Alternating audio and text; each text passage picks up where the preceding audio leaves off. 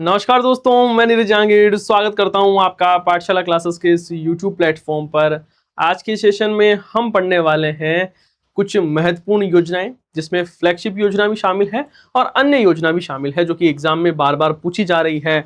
उन टॉप योजनाओं के बारे में हम बात करने वाले हैं। साथ ही आपने ये देख ही लिया होगा कि CT 10+2 के जो स्टूडेंट हैं उनके लिए कोर्स तो अवेलेबल है ही, उसके साथ साथ में एक शानदार बुक है वो भी हमने आपके लिए अवेलेबल कर दी है, जिसमें आपको जो नए पैटर्न के क्वेश्चन है, कथन कारण वाले, मिलान वाले, सही गलत वाले, ऐसे क्वेश्चन है वो आपको मिलने वाले हैं। तो ये बुक पाठशाला क्लासेस के एप्लीकेशन पर अवेलेबल है, आप इसे परचेज करके अपनी तैयारी को मजबूत कर सकते हैं। तो चलो शुरू करते हैं। सबसे पहले बात करते हैं हम यहाँ पर कुसुम योजना के बारे में। आपसे पूछे कि कुसुम योजना की फुल फॉर्म क्या है, तो किसान ऊर्जा सुरक्षा एवं उत्थान महाअभियान योजना। एक बार बोलो इसको कि पीएम जो कुसुम योजना है उसका पूरा नाम क्या है, तो किसान ऊर्जा सुरक्षा एवं उत्थान महाअभियान योजना। ये नवीन और नवीनीकरणीय ऊर्जा मंत्रालय भारत सरकार की योजना है और मार्च 2019 में इसकी शुरुआत हुई थी। शुरुआत कब हुई थी? मार्च 2019 में इसकी शुरुआत है वो हुई थी। इसका उद्देश्य क्या है, तो ध्यान रखना है, इसका उद्देश्य है कि हमें जो किसान है उनको अन्नदाता से ऊर्जादाता बनाना है। हम ये चाहते हैं कि किसान है वो अन्न का पैदावार तो कर ही रहा है, साथ साथ में जो बंजर भूमि उनके पास में उसमें वो ऊर्जा है वो भी उत्पादन करे। और इस योजना के तहत सोलर पैनल लगाए जा रहे हैं। देखो, जहां पर बंजर भूमि है वहां पर सोलर पैनल लगाए जाएंगे, है ना, और जहां पर बंजर भूमि नहीं है, उपजाऊ भूमि है, तो वहां पर समस्या है पानी की, तो वहां पर सोलर पंप सेट है वो लगाए जाते हैं। तो यह योजना का उद्देश्य क्या है ये आपको पता होना चाहिए। अब हम बात करें कि सर वित्तीय सहायता कैसे दी जाती है, तो ध्यान रखना है बात को कि यहाँ पर 30% पैसा तो केंद्र सरकार देता है और 30% पैसा ही राज्य सरकार देती है। कुल मिला के हम बात करें तो 60% पैसा है वो तो क्या है सर, सरकार ही देती है। सरकार है वो वहन करती है कितना, 60% पैसा, है ना। अब बचा हुआ जो 40% पैसा है वो किसको देना होता है, किसान को देना होता है। अब ये जो 40% है ना, उसमें से 30% क्या मिलता है, किसान को बैंक से लोन मिल जाता है, बैंक से लोन मिल जाता है, और 10% पैसा है वो इस किसान को देना होता है। वहीं आपसे एग्जाम में पूछा जाए कि बताइए प्रथम सोलर पंप कुसुम योजना के तहत राजस्थान में प्रथम सोलर पंप कहां पर लगाया गया, तो कापड़ियावास में। और प्रथम सोलर पैनल कहां पर लगाया गया, तो याद है भालूजी कोटपुतली बहरोड में। अब देखो इसके घटक के बारे में बात करें। देखो ध्यान रखना है पहली बात तो कि जो पीएम कुसुम योजना है उसके 3 घटक है। उस घटक को ही इंग्लिश में कंपोनेंट है वो बोल दिया जाता है कि कंपोनेंट ए, कंपोनेंट बी और कंपोनेंट सी। तो 3 क्या है साहब घटक है, ये ध्यान रखना है। यहां पर घटक ए को हम बहुत अच्छे से समझते हैं, क्या लिखा हुआ है इसमें, किसान या किसान का समूह अपनी बंजर या खाली जमीन पर सोलर पावर प्लांट लगा सकते हैं। प्लांट की क्षमता 500 किलोवाट से लेकर 2 मेगावाट होती है। अब बात को समझना, हो सकता है कि आपने 0.5 मेगावाट से 2 मेगावाट पढ़ा हो। ध्यान रखना है 0.5 मेगावाट ही क्या है, 500 किलोवाट है। समझ रहे हो, इसको किलोवाट में ट्रांसफर कर दिया है। तो यदि 500 किलोवाट से लेकर 2 मेगावाट क्षमता भी लिखा हुआ रहे तो भी वो एक ही बात है, ये कंपोनेंट ए में है। समझना, अब ये जो प्लांट होता है वो ग्रिड से जुड़ा हुआ होता है, और यानी बिजली जो बिजली की जो कंपनी है उसको बिजली बेची जा सकती है।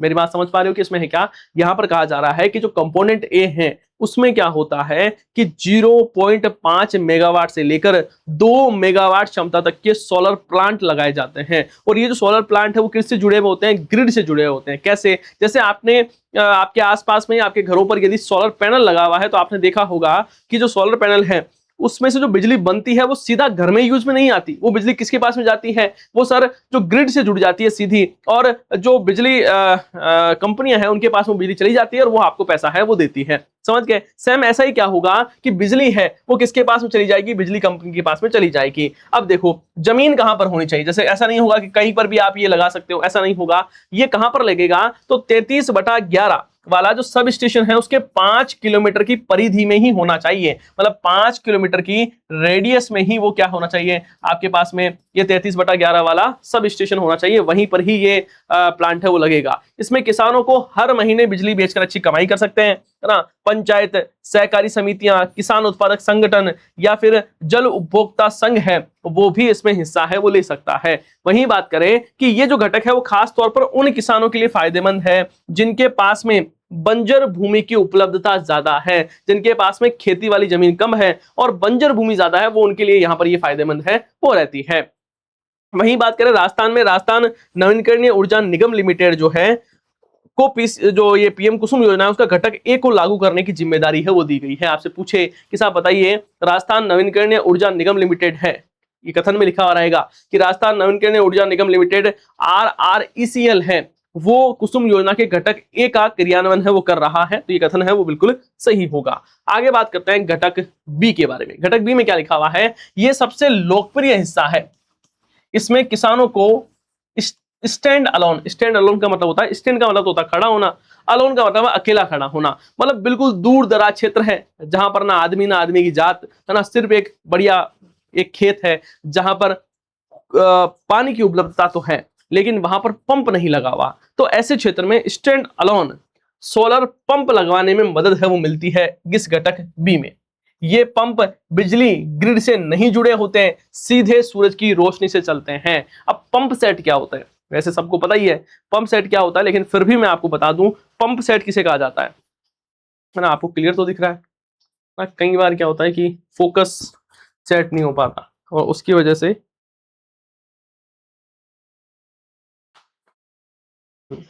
अब आपके कई बार हो सकता है बीच में हो रहा हो, क्योंकि ये सेशन आप सभी को पता है कि रिकॉर्डेड है ना, लाइव नहीं है। तो रिकॉर्डेड होता है तो हमें बहुत टेंशन होती है कि वॉइस बिल्कुल प्रॉपर आ रही है क्या, है ना। आप स्क्रीन जो लगी हुई है सामने जिसमें आपके कमेंट्स दिखते हैं, अभी उसमें मैं खुद दिख रहा हूँ, तो उसमें आपके वॉइस का वो हिलता रहता है, आपको पता है ऐसा, तो पता लगता है कि हाँ भाई साहब वॉइस बिल्कुल सही चल रही है ना, दिखता रहता है शक्ल कि हाँ, इससे पता लगता है कि हाँ रिकॉर्ड बिल्कुल एक नंबर है वो हो रहा है। तो इन बातों का ध्यान रखना पड़ता है। देखना यहाँ पर घटक बी क्या है, कंपोनेंट बी क्या है। कंपोनेंट बी में सोलर पंप लगाए जाते हैं। पंप मतलब जो जमीन से पानी खींचते हैं वो पंप। सोलर का मतलब क्या है, सौर ऊर्जा से चलने वाले पंप लगाए जाते हैं। समझ गए। अब एक चीज और समझना कि सर ये जो पंप है वो ग्रिड से जुड़े हुए नहीं होते, मतलब जो बिजली के तार जा रहे हैं ना उससे जुड़े हुए नहीं होते, वो तो साहब क्या होता है सीधे सूरज की रोशनी से चलते हैं। ये पंप सेट है वो 7.5 हॉर्स पावर के होते हैं। राजस्थान में 7.5 हॉर्स पावर के हैं, वैसे 1 HP से लेकर 10 HP तक लग सकते हैं।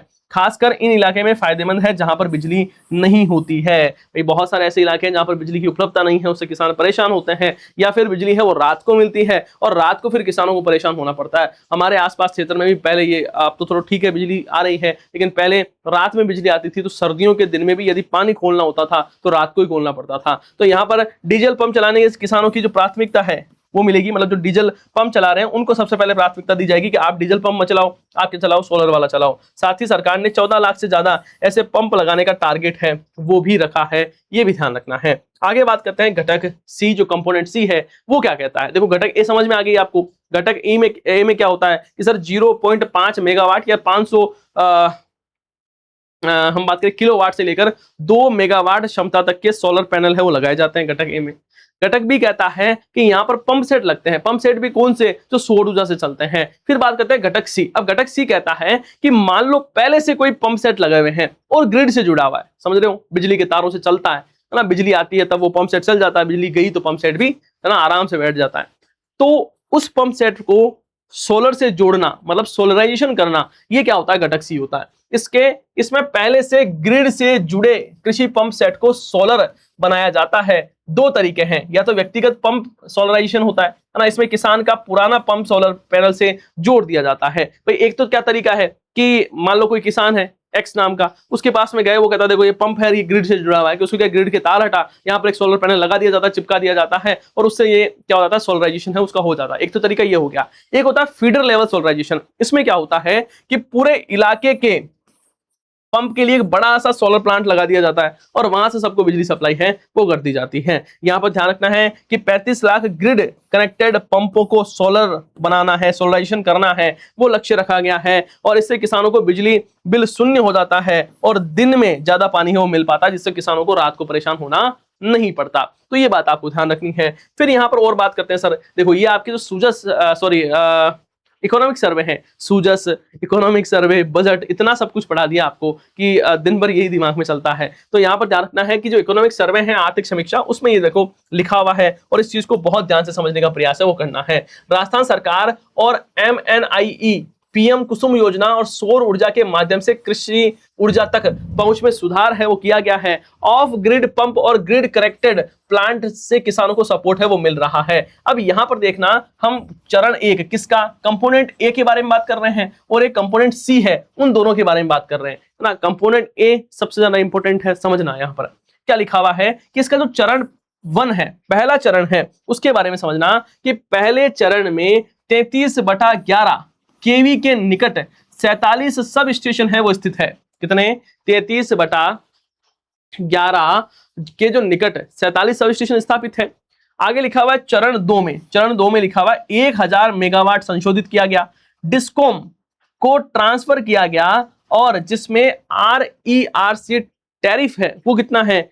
3.04 प्रति यूनिट है ना। और ये स्थिति कब तक की है? दिसंबर 2025 तक की है। 6 प्लांट स्थापित किए गए हैं 11 मेगावाट के। वहीं बात करें किसका चरण, कंपोनेंट ए ही चल रहा है, लेकिन कंपोनेंट ए के 3 चरण है, तो जो तीसरा चरण है वो है आपके 3700 मेगावाट संशोधित। और यहां पर डिस्कॉम को आवंटित जनवरी से जुलाई 2025 तक है ना, जो RERC का जो टैरिफ है वो कितना है? तो 3.04 पर यूनिट है। और इसको यहां पर बढ़ा दिया गया है, मार्च 2026 तक इसको बढ़ा दिया गया है। अब बात करें कंपोनेंट सी के बारे में, तो यहां पर डिस्कॉम सब स्टेशन के पास में अलग अलग कृषि फीडर के लिए भरोसेमंद और सतत ऊर्जा है वो पहुंचाना लक्ष्य है। वित्तीय सहायता के बारे में बात करें तो प्रोजेक्ट लागत का 30% या फिर 1.05 करोड़ रुपए है ना, यहां पर 7.5 हॉर्स पावर क्षमता तक पर आधारित है और 7.5 से ज्यादा है तो उस पर खपत है वो अलग से मानी जाती है। यहां पर हम बात करें कि सर जो संवितरण है वो कैसे होता है, तो यहां पर देखना 30% जैसे ही काम होता है तो 30% पैसा मिल जाता है।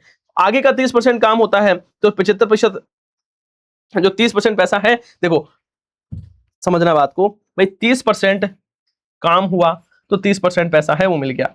उसके बाद में और 30% काम हुआ तो सॉरी यहां पर ये काम है लास्ट का ना, जैसे 30% पैसा है वो 30% काम पर, फिर 30% पैसा है वो 75% काम पर, फिर 40% प्रोजेक्ट काम है वो प्रोजेक्ट सफलतापूर्वक पूरा होने पर जारी किया जाता है। और यहां पर डिस्कॉम के माध्यम से संचालित होने पर डिस्कॉम से माध्यम से 25% और 2 महीने के सफल संचालन के बाद में 15% है वो दिया जाता है। तो ये यहाँ पर चीजें हैं, इसको थोड़ा सा समझने का प्रयास है वो आपको करना है बस। बाकी यदि आपके पास में इकोनॉमिक सर्वे है तो सर्वे में और डिटेल से भी लिखा हुआ है, मैंने एक बार शॉर्ट में इसको समझाने का प्रयास है वो किया है। ठीक है, आगे देखो, देखें आगे यहां पर हम बात करें, यहां पर राजस्थान सरकार कह रही है अक्षय ऊर्जा में आगे बढ़ता राजस्थान। कुसुम योजना के कंपोनेंट सी के तहत हमने 3234 मेगावाट अक्षय ऊर्जा का उत्पादन है वो कर लिया है। किसानों को लाभ पहुंचाने के लिए लगभग 67,408 सोलर पंप है वो यहां पर स्थापित किए गए हैं। 26 जिलों में खेती के लिए दिन में विद्युत की आपूर्ति है वो हो रही है। ये कल परसों ही सीएम साहब ने कहा है, तो इसको थोड़ा सा ध्यान है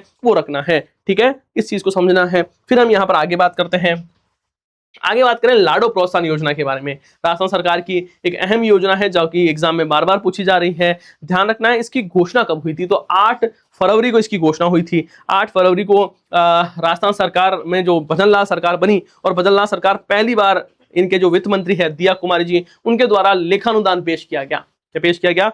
लेखानुदान पेश किया गया। और जब लेखानुदान पेश किया गया तब ध्यान रखना है कि इसके बारे में घोषणा है वो की गई थी। फिर शुभारंभ कब हुआ? घोषणा तो हो गई 8 फरवरी को, लेकिन शुभारंभ पूछे तो यार ना 1 अगस्त 2024 को इसका शुभारंभ हुआ। और महिला एवं बाल विकास महिला अधिकारिता विभाग है उसकी ये योजना है जिसके मंत्री श्रीमती दिया कुमारी है। ठीक है, विद्याधर नगर से विधायक है और राजस्थान की दूसरी महिला डिप्टी सीएम है, आप जानते ही अच्छे से। आगे देखो, इसकी जो पहली किस्त है ना वो दी गई थी 14 दिसंबर 2024 को। और ध्यान रखना महिला सम्मेलन के समय, ठीक है। और इस समय एक योजना शुरुआत हुई थी, अमृत आहार योजना।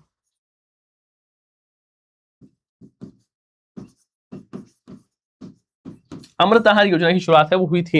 योजना के बारे में बात करें तो इस योजना में पहले 1 लाख रुपए की घोषणा हुई थी, 1 लाख रुपए दिए जा रहे थे, फिर इसको बढ़ाकर 1.5 लाख रुपए वो कर दिया गया है। लेकिन शर्त क्या क्या है देखना, शर्तों में लिखा हुआ है कि 1 अगस्त 2024 के बाद में जन्म लेने वाली बालिका है वो इसमें लाभान्वित होगी।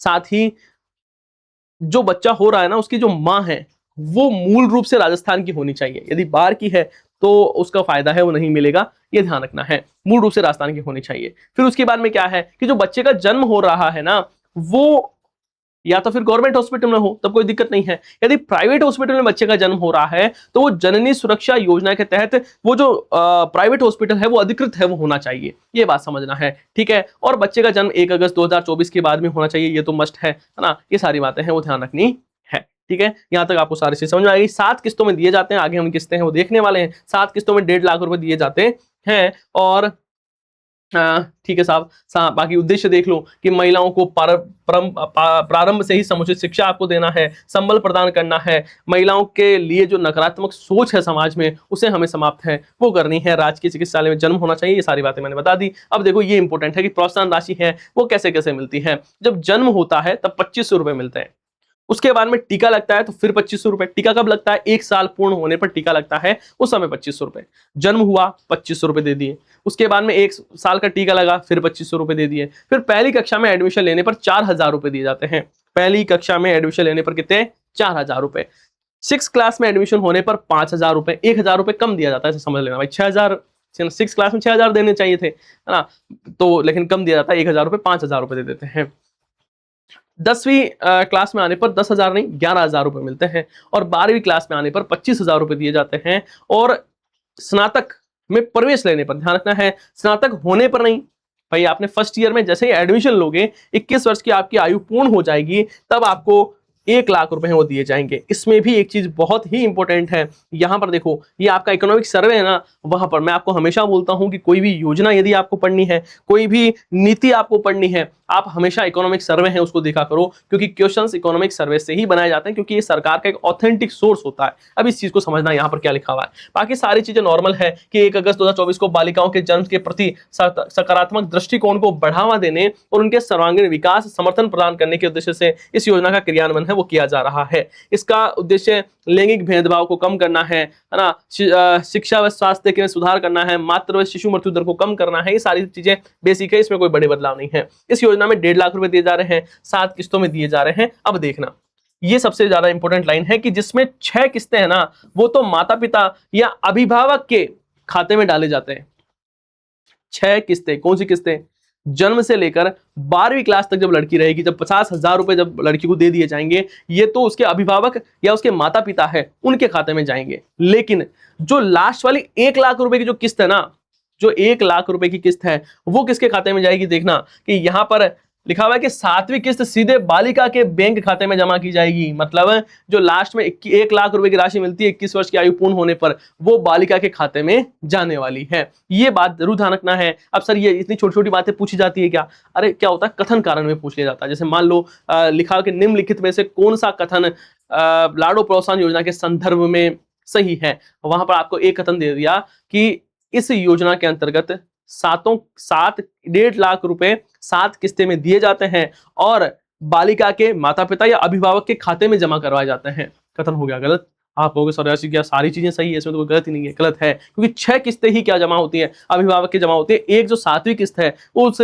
बालिका के खाते में जमा होती है। साथ ही पात्रता के अनुसार माता का राजस्थान का मूल निवासी होना अनिवार्य है और बालिका का जन्म जननी सुरक्षा योजना के अंतर्गत किसी सरकारी हॉस्पिटल में या फिर कोई प्राइवेट हॉस्पिटल है उसमें होना अनिवार्य है, तभी लाभ मिलेगा। सरकार कह रही है कि हमने दिसंबर 2025 तक 320 करोड़ रुपए के प्रावधान के विरुद्ध, मतलब 320 करोड़ रुपए प्रस्तावित थे, लेकिन सरकार इतना कर नहीं पाई खर्चा, और सरकार से मात्र 217.63 करोड़ रुपए है वही खर्चा हुआ और लगभग 3.27 लाख बालिकाएं हैं वो इसमें लाभान्वित हुई है। आगे देखो यहाँ पर सीएम साहब कह रहे हैं, है ना, ये भी 1-2 दिन पहले ही कहा था कि लाडो प्रोत्साहन योजना के अंतर्गत 8,15,000 बालिका लाभान्वित हुई। कितनी? 8 लाख। यहाँ पर क्या बताया जा रहा है? यहाँ पर 3,27,000। तो सर ऐसा क्यों? अरे भैया ये आंकड़ा क्या हो रहा है? ये कह रहा है देखो कि ये दिसंबर 2025 तक का आंकड़ा है।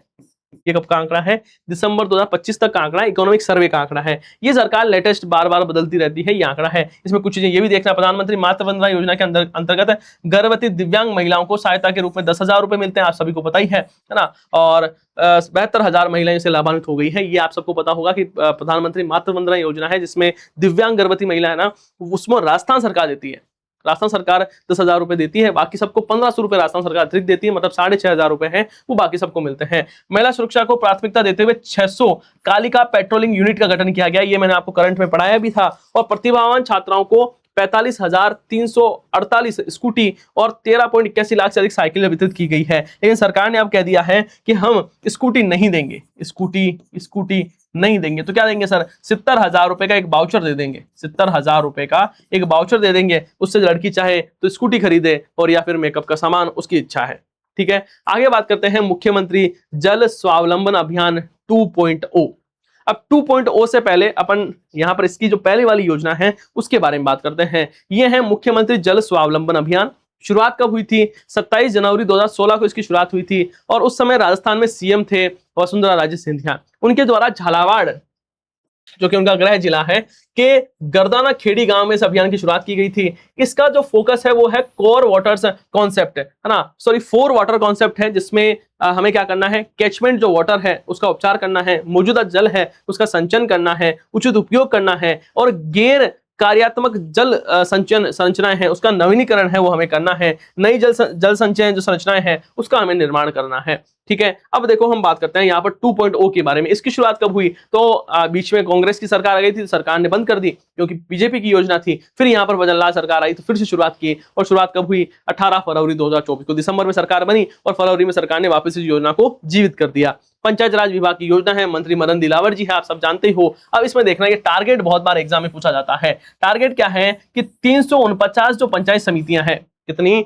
349 पंचायत समितियों के 20,000 गांव में हमें जल संरक्षण को क्या करना है? बढ़ावा देना है। करना क्या है? अगले 4 सालों में 5 लाख जल संचयन और जल संरक्षण संरचनाएं हैं, जो स्ट्रक्चर है उसकी स्थापना करनी है। और इसका जो पहला चरण था, इसमें ये सीधा एग्जाम में पूछा गया था, तो याद रखना है, इसके पहले चरण में 5,000 से अधिक गांव में 3500 करोड़ रुपए की लागत से 1,10,000 कार्य हैं वो करवाए गए थे। अब यहां पर बात करते हैं आगे। अब एक चीज ये थोड़ा सा पढ़ना है ना, ये इंपॉर्टेंट चीज है। यहां पर क्या हुआ, जो रिको है ना, आपने रिको कौन? राजस्थान राज्य औद्योगिक विकास और विनियोजन निगम लिमिटेड, 1980 में इसकी स्थापना हुई थी रिको, है ना। रिको ने हाल ही में एक अधिसूचना जारी की है और अधिसूचना में बताया कि 500 वर्ग मीटर या इससे अधिक क्षेत्रफल वाले भूखंड को पट्टे पर लेने वाले सभी व्यक्तियों को जल संरक्षण प्रयासों को बढ़ावा तथा भूजल स्तर को बढ़ावा देने के लिए अपनी संपत्ति पर वर्षा जल संचयन प्रणाली स्थापित करना अनिवार्य होगा। तो ये थोड़ा सा ध्यान रखना है। कई बार बीच में एक कथन ऐसा डाल दिया जाता है जिससे आपको कुछ समझ नहीं आता, तो वो चीजें भी आपको समझनी है कि यहाँ पर रिको ने क्या कहा है कि यदि आप 500 वर्ग मीटर से या उससे ज्यादा संपत्ति का पट्टा लेते हो तो उस संपत्ति पर आपको रेन वाटर हार्वेस्टिंग स्ट्रक्चर है वो स्थापित है वो करना होगा। ठीक है, और राजस्थान पुलिस आवास और निर्माण निगम लिमिटेड है, उसने भी वर्तमान में जो भवन परियोजनाएं हैं उसमें इसको लागू है वो किया है। आगे देखो, राजस्थान ने बजट 2026 में क्या कहा है, जो बजट 2026-27 है उसमें सरकार ने कहा है कि जो इसका तीसरा चरण है उसमें आगामी वर्ष में लगभग 5,000 गांव में हम 2,500 करोड़ रुपए खर्च करेंगे। एक चीज समझना, यहां पर क्या कहा सरकार ने? यहां पर सरकार कह रही है कि हम क्या करेंगे, 5,000 से अधिक गांव में कितने करोड़ रुपए? 3500 करोड़ रुपए खर्च करेंगे और 1,10,000 काम करवाएंगे। ठीक है साहब, यहां पर कह रही है कि हम 5,000 गांव में कितने, यहां पर 2,500 करोड़ रुपए की लागत से 1,10,000 काम करवाएंगे। तो यहां पर 1,000 करोड़ कम कैसे लग रहा है ना? वहां 3500 करोड़ और यहाँ पर 2,500 करोड़। इसका मतलब कोई सरकार ने नया ट्रिक सीख ली है जिससे कम खर्चा होता है ना। कोई नहीं, अपने को तो याद करना है। देखो, मुख्यमंत्री जल स्वावलंबन अभियान के बारे में बात करें, सामुदायिक नेतृत्व वाले वर्षा जल संचयन और पारंपरिक संरचनाओं के पुनरुद्धार पर जोर देता है यह अभियान। पहले चरण में 2,290 करोड़ की लागत से, अब देखो यहां पर चीजें हैं वो सही कही है, ये बिल्कुल सही हो रहा है। देखना कि यहां पर ये जो बात हुई है ना वो बजट में घोषणा की गई थी। बजट में कहा था हम 3500 करोड़ रुपए खर्च करेंगे, और लेकिन 3500 करोड़ रुपए खर्च हुए नहीं। कितने खर्च हुए सर? 2,249.49 करोड़ रुपए की लागत से 1,10,000 कार्य है वो पूरे किए गए। जबकि इसका जो दूसरा चरण था उसमें स्थानीय जल सुरक्षा को बढ़ावा देने के लिए 20,000 गांव में 26,000 कार्यों की मंजूरी दी गई, और कर्म भूमि से मातृभूमि और वंदे गंगा जल संरक्षण जन अभियान के तहत जन संरक्षण को जन आंदोलन में बदल दिया गया, और उसके तहत 16,000 जल पुनर्भरण और जल संरचनाओं का निर्माण है वो किया गया, और 42,200 जलाशयों की साफ सफाई है वो की गई थी। मतलब क्या हुआ कि सर मुख्यमंत्री जल स्वावलंबन अभियान है ना उसी के तहत क्या किया जा रहा है, उसी के अंतर्गत ही यहाँ पर कर्म भूमि से मातृभूमि अभियान, ये भी आपके फ्लैगशिप स्कीम में शामिल है, इसको हम अलग से भी पढ़ेंगे। कर्म भूमि से मातृभूमि अभियान क्या है कि जो बाहर रह रहे हैं उनको कहा जाता है कि आप राजस्थान में आइए और रिचार्ज स्ट्रक्चर है, रेन वाटर रिचार्ज स्ट्रक्चर है वो आप स्थापित है वो कीजिए। और हम बात करें गंगा जल संरक्षण अभियान, ये आप सभी को पता है 5 जून को यहाँ पर गंगा दशमी से लेकर जो पर्यावरण दिवस है तब तक ये मनाया जाता है, जिसमें सारे काम है वो किए जाते हैं। इसमें नो प्लास्टिक डे है वो भी ध्यान रखना है, वो भी बनाया गया था 31 तारीख को, 31 मई को। बाकी हमारे जल शक्ति मंत्री हैं वो बार बार कह रहे हैं कि तालाब वालाब हम सब बना ही रहे हैं, और यहाँ पर हमारे सीएम साहब कह रहे हैं कि मुख्यमंत्री जल स्वावलंबन अभियान 2.0 के तहत 688 करोड़ के अधिक का वित्तीय स्वीकृति है हमें मिल गई है। तो ये बड़ी खुशी की बात है और ये कल की बात है, कल की ही बात है ना। आगे देखो, आगे बात करते हैं हरियालो राजस्थान मिशन। हरियालो राजस्थान के बारे में बात करें, हमने मोदी जी का एक पेड़ मां के नाम अभियान देखा और हमने कहा भाई साहब हम भी सीखेंगे, और हमने शुरुआत कर दिया मिशन हरियालो राजस्थान। 7 अगस्त 2024 को शुरुआत हुई इसकी। कहां से? दूदू में एक जाहुता जगह है, वहां से शुरुआत हुई थी। और शुरुआत किसने की? तो वन विभाग का कार्यक्रम है, तो वन मंत्री है आपके संजय शर्मा, उनके द्वारा शुरुआत है वो की गई थी। केंद्र में भूपेंद्र यादव है, ये राजस्थान में मंत्री है। अभियान के तहत कहा गया कि 2024-25 में कुल 7 करोड़ पौधे लगाए गए और 25-26 में 10 करोड़ पौधे लगाने का टारगेट रखा गया, और हमने ज्यादा पौधे लगा दिए। अभियान के तहत अगले 5 वर्षों में 50 करोड़ पौधे लगाने का टारगेट रखा गया है। और वर्ष 2028 तक वन क्षेत्र में, ये थोड़ा सा ध्यान रखना, ये टारगेट इंपॉर्टेंट है, इसको अच्छे से याद करोगे। क्या लिखा हुआ है कि वर्ष 2028 तक वन क्षेत्र में हमें 20,000 हेक्टेयर की वृद्धि करनी है, इसको आपको जरूर याद रखना है। अब मेरे को ये नहीं समझ आ रहा, सरकार कह रही है कि हमारा टारगेट है 10 करोड़ पौधे लगाने का, फिर सरकार कहती है ओहो क्या हुआ कि हमने तो भयंकर काम कर दिया, कि क्या हो गया कि साहब हमने 11 करोड़ पौधे लगा दिए, हमने इस बार टोटल मिलाकर अभी 5 जून को कहा था उन्होंने 19 करोड़ पौधे लगा दिए। अब मुझे ये नहीं समझ आ रहा 19 करोड़ पौधे कहाँ लगा दिए, हमने तो एक भी नहीं देखा। बीच में न्यूज आती है कि यहाँ पर जो वन विभाग के जो कर्मचारी है वो क्या कर रहे हैं कि पेड़ तोड़ते हैं, पेड़ की एक डाली जिसको हम बोलते हैं वो तोड़ के है ना रोपते हैं, फोटो खींचते हैं कि हमने एक पौधा लगाया और साहब पोर्टल पर डाल देते हैं। देखा होगा आपने बीच में से न्यूज। 20 आपने देखे क्या मुझे बताओ? राजस्थान सरकार कह रही है कि हमने 19 करोड़ पौधे लगा दिए। कहीं आपने देखा आपके घर के आसपास में वन क्षेत्र में कहीं पर भी? तो कमेंट करके बताना कि हाँ सर मैंने देखा है, जचा के पौधे हैं वो लग रहे हैं, हमारे घर के आसपास में 1.5 करोड़ पौधे हैं वो लग गए।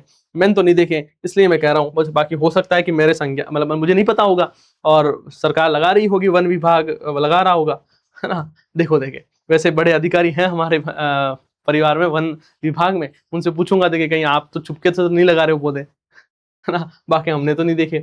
वित्त और यहाँ पर बात करें तो आगामी 5 सालों में 4,000 करोड़ का विकास कार्य, बस ये विकास कार्य होगा। अब ये किसका विकास होगा ये आपको पता ही है। बाकी लिखा प्रत्येक जिले में मातृ वन की स्थापना की जाएगी आमजन की सहभागिता से। और खेजड़ली जोधपुर में Amrita Devi Bishnoi indigenous plant museum बनाया जाएगा। प्लांट म्यूजियम मतलब समझते हो, इंडिजिनस मतलब होता है देसी या स्वदेशी। तो ध्यान रखना है कि यहाँ पर खेजड़ली जो कि कहां पर है, जोधपुर में है, यहाँ पर Amrita Devi Bishnoi indigenous plant museum की स्थापना की जाएगी। एक जिला एक नस्ल कार्यक्रम चलाया जाएगा। और भाई साहब यहाँ पर 2000 हम वन मित्र हैं उनकी भी शुरुआत है वो करने वाले हैं। और 10 करोड़ पौधे के लिए 50 नर्सरियां भी, भाई पौधे कहां से लाएंगे, तो कहा 50 नर्सरियां स्थापित करेंगे। प्रत्येक जिले में 2 ग्रीन लंग्स पार्क बनाए जाएंगे। जयपुर झालाना में forest and wild life training come management system है, मैनेजमेंट इंस्टीट्यूट है, उसकी स्थापना होगी। और यहाँ पर ग्रीन बजट है वो भी लाया जा रहा है। अब देखो यहाँ पर इस बार क्या है, इस बार कहा गया है कि मानसून से पहले प्रदेश में 10 करोड़ पौधे लगाने हैं हमें, ठीक है साहब। और यहाँ पर जो पर्यावरण दिवस मनाया गया, हमने 5 जून को मनाया, आपको पता ही है 5 जून को हमने पर्यावरण दिवस मनाया। कमेंट में बताना है आपको कि विश्व पर्यावरण दिवस कब मनाया जाता है और इसकी थीम क्या है ना। कब मनाया जाता है ये तो पता है 5 जून को, थीम क्या है और इसका मेजबान देश इस बार कौन रहा है? पहले कौन रहा था सर? पिछली बार थीम थी बीट प्लास्टिक पोल्यूशन और जो मेजबान देश था ये था आपके साउथ कोरिया, ठीक है। अब यहां पर समझना, पर मुख्यमंत्री बजरंग शर्मा ने जयपुर के विश्व वानिकी वृक्ष उद्यान है झालाना में, जयपुर में, वहां पर इस अभियान की शुरुआत है वो कर दी है। आगे देखो यहाँ पर बजट में लिखा हुआ है कि हमारा वर्ष 2047 तक प्रदेश में ग्रीन कवर को 20% तक ले जाने का टारगेट है। राजस्थान को हरित प्रदेश के रूप में विकसित करने की दृष्टि से हमने मिशन हरियालो राजस्थान की शुरुआत की है। इसके अंतर्गत जन सहभागिता से 19 करोड़ पौधे लगाए जा चुके हैं। ये कब कहा? ये सर अभी जो दिया कुमारी जी ने बजट पेश किया था ना, उस बजट में दिया कुमारी जी ने कहा था कि हमने 19 करोड़ पौधे लगा दिए हैं। और इस मिशन की सफलता को देखते हुए आगामी वर्ष में हम 10 करोड़ पौधे हैं वो प्रस्तावित है लगाने वाले हैं। आगे बात करते हैं लखपति दीदी योजना। देखो लखपति दीदी योजना के बारे में बात करें तो इसकी शुरुआत है वो कहां से हुई थी? तो याद रखना है कि जो बेणेश्वर धाम है, नवा टापरा, सोम माही और जाखम का जो त्रिवेणी संगम है, संत माओ जी की तपोस्थली है जिन्होंने लसाड़ी आंदोलन चलाया था, निष्कलंक संप्रदाय की स्थापना की थी, जहां पर खंडित शिवलिंग की पूजा की जाती है, वही है बेणेश्वर धाम। और यहां पर बात को समझना कि सर यहां पर 14 फरवरी 2024 को इसकी शुरुआत है वो की गई थी। राष्ट्रपति द्रौपदी मुर्मू जी आए थे और राजस्थान में ग्रामीण आजीविका विकास परिषद, जिसको आप राजीविका के नाम से जानते हो, उसके द्वारा ये कार्यक्रम करवाया गया। यहाँ पर महिला को सशक्तिकरण करना है और हमें इस मिशन के अंतर्गत राजस्थान में 20 लाख महिलाएं हैं, उनको लखपति दीदी है वो बनाना है। सबसे महत्वपूर्ण चीज जो इस योजना में है वो यही है कि इस बार जो ऋण की जो सीमा है ना, उसे 1 लाख से बढ़ाकर कितना कर दिया है? 1.5 लाख कर दिया है। मतलब क्या है सर, राजस्थान सरकार की 2 योजनाएं हैं, एक तो लाडो प्रोत्साहन योजना, लाडो में 1 लाख से बढ़ाकर 1.5 लाख कर दिया है, और एक अपने दीदी है, और दीदी में भी, लाडो और दीदी दोनों में क्या हुआ है सर, 1.5 लाख रुपए हैं वो कर दिए गए हैं। ये बात ध्यान रखनी है। आगे बात करते हैं सर, यहाँ पर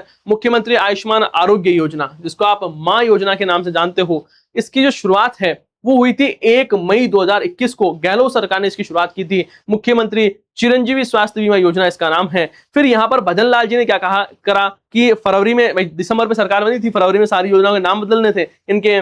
सरकार मुझे लगता है चेंज होती है तभी सरकार के ये कार्यक्रम बनाते होंगे कि साहब अब क्या करो, योजना के नाम बदलो कार्यक्रम। और साहब दस योजना के क्या किया जाते हैं, नाम बदले जाते हैं। कोई योजना पहले जो इंदिरा रसोई योजना थी उसमें गाड़ियां थी, तो उसने कहा कि अब गाड़ियों में नहीं, एक जगह सम्मान पूर्वक हम बैठा के खिलाएंगे, तो पता नहीं गाड़ियां कहाँ गई, है ना।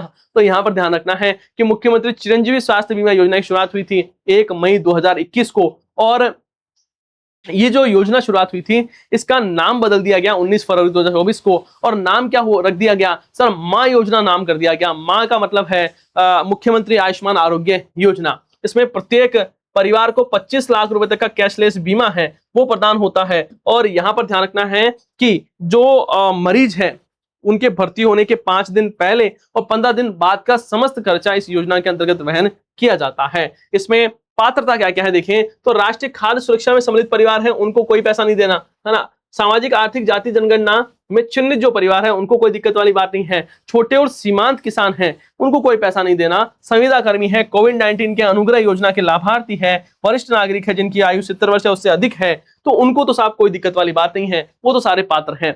अब इसके अलावा जो आबादी है उनको मात्र 850 रुपए देने हैं और वो 25 लाख रुपए का बीमा है वो इनको मिल जाता है। अब यहां पर ध्यान देना, यहाँ पर जो बीमा का प्रति परिवार पैसा कितना लगता है, 1965 रुपए प्रति परिवार लगता है, लेकिन सरकार आपसे कितनी लेती है, मात्र 850 रुपए ही सरकार है वो लेती है। इसमें टोटल जो पैकेजेस है इसमें बदलाव होता रहता है। अभी बीच में आया था, माँ योजना में 37 लाख से अधिक रोगियों को 7,500 करोड़ रुपए का निःशुल्क इलाज है वो करवा दिया गया है। अब इसमें भी हो सकता है आंकड़े हैं वो और बदल दिए होंगे, क्योंकि भाई पैसे तो बढ़ते जाएंगे। एक भी आदमी ने एक्स्ट्रा करवा दिया तो भाई देखो 37 लाख एक आदमी ने इलाज करवा दिया तो ये लगातार बढ़ता जाता है, ठीक है ना। ये ध्यान रखना है। करीब 88% परिवार है उस योजना में क्या हो चुके हैं, लाभान्वित है वो हो चुके हैं। अब यहाँ पर ध्यान रखना है, ये जो 25 लाख रुपए ना, इसमें बीमा मोड में तो 5 लाख रुपए और ट्रस्ट मोड में 20 लाख रुपए है वो मिलते हैं। साथ ही यहाँ पर अंग प्रत्यारोपण के पैकेज भी अवेलेबल है। कोई अस्थि मज्जा, किडनी, लीवर, हार्ट, फेफड़े का प्रत्यारोपण करा रहा है, मतलब ट्रांसप्लांट करवा रहा है, तो भी ये इसमें कवर होता है। और अन्य राज्यों में यदि आप ये इलाज करवाते हो तब भी ये क्या होगा, कवर है वो होगा। साथ ही बजट 2024-25 में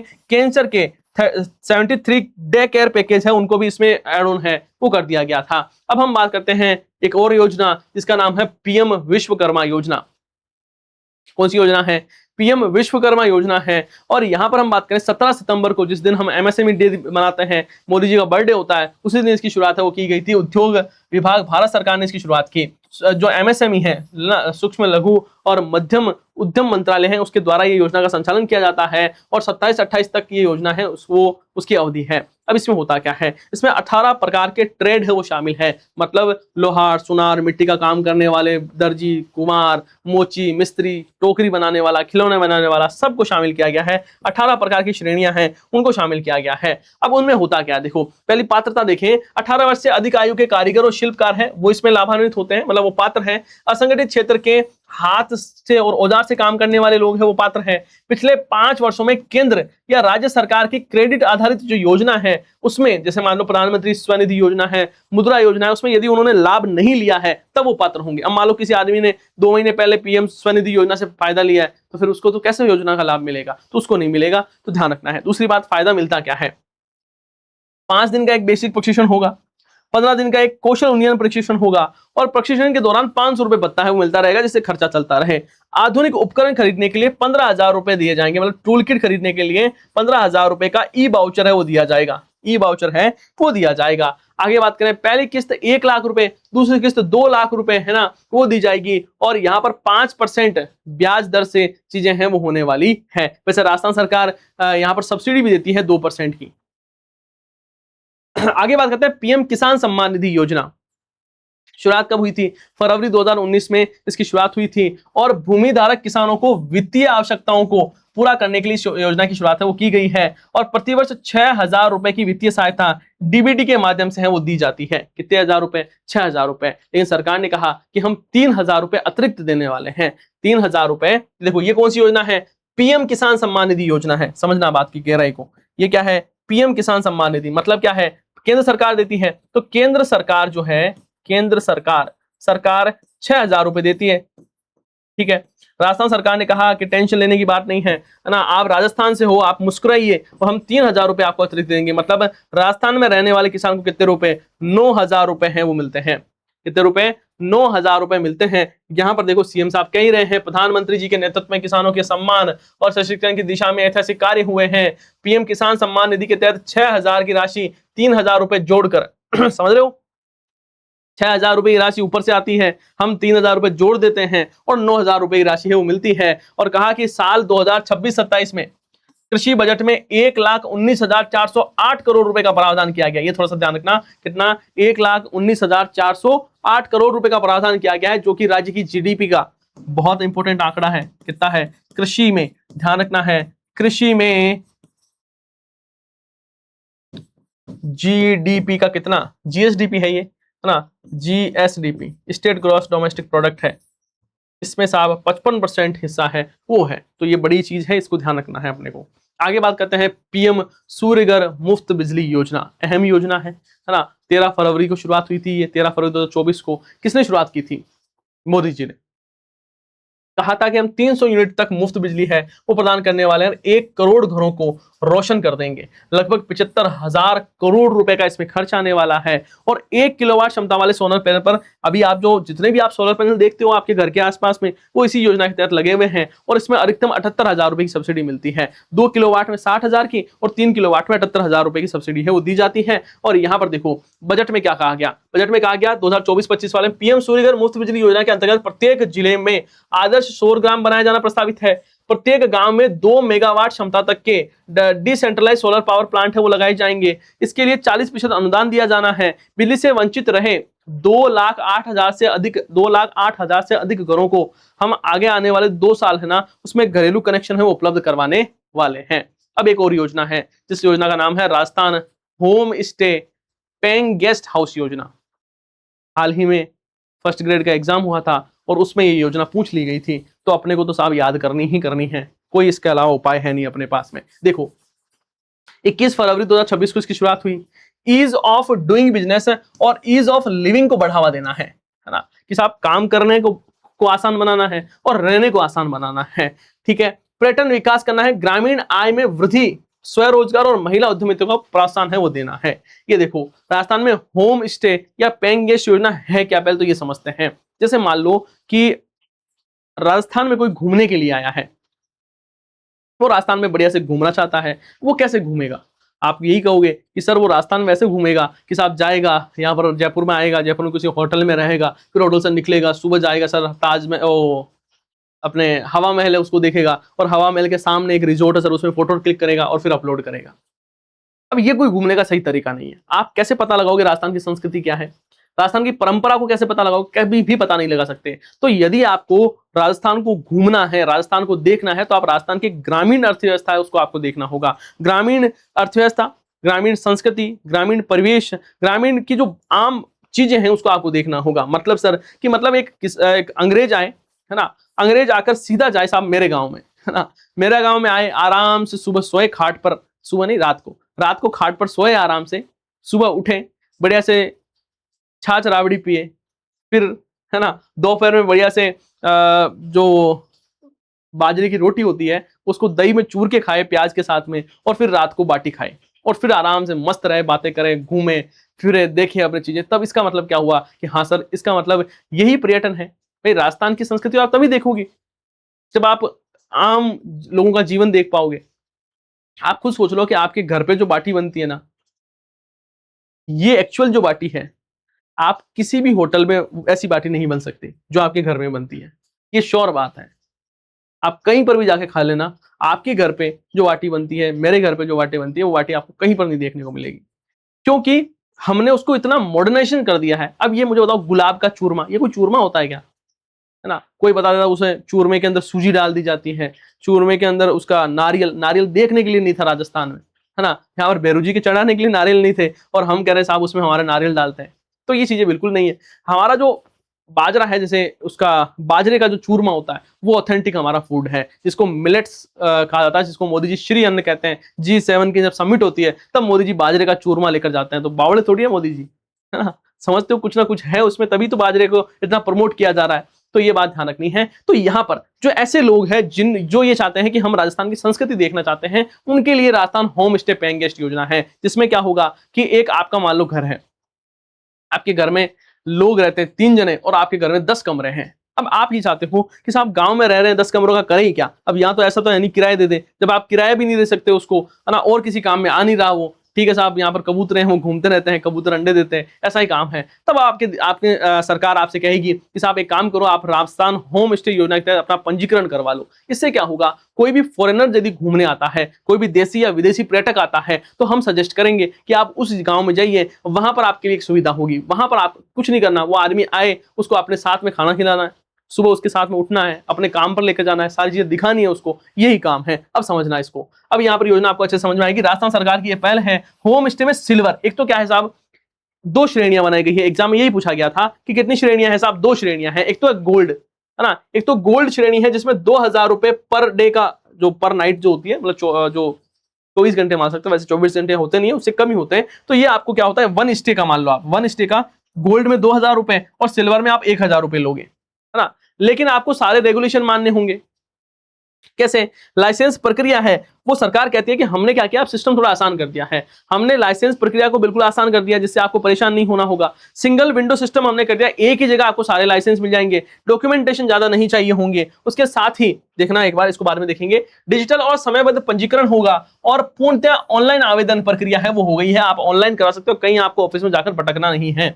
अब यहां पर देखो, संचालन संबंधी प्रावधान क्या क्या किए गए हैं, किन किन बातों का आपका ध्यान रखना है। अधिकतम 8 कमरे और 24 बेड की अनुमति है। 8 तो मैक्सिमम कमरे और 24 बेड। स्टार लगा याद रखना, ये क्वेश्चन है वो पूछा गया था किसमें, फर्स्ट ग्रेड में।